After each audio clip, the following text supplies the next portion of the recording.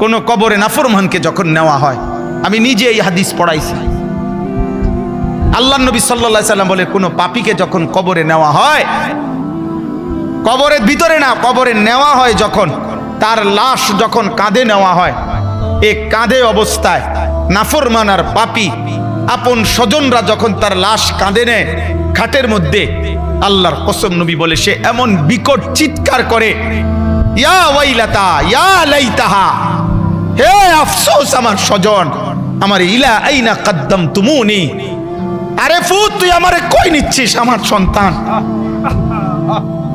আমার ভাই তুই আমারে কান্দে নিয়ে ওইদিকে নিচ্ছিস কেন? মনে আমারে মাইরা ফেলবে তো, আমারে কবরে দিস না রে আব্বা, আমারে কবরে দিস না, আমারে তো ফেরেশতা মাইরা ফেলবে, আমারে তো শেষ করে ফেলবে, আমারে দিস না। এইভাবে স্বজন নিজের স্বজন ডাকে যে, কারণ আপন জনরাই তো লাশ কাঁধে নেয়, আপন জনদেরকে ডাক দে, আব্বা এটা করিস না, আব্বা আমারে নিস না ওইদিকে। আল্লাহ নবী বলেন পৃথিবীর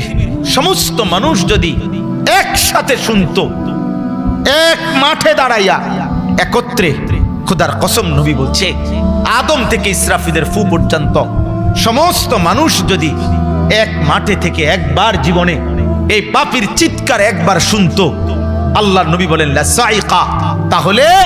সমস্ত মানুষ একসাথে চিৎকার দিয়া বেহুশ হয়ে যেত।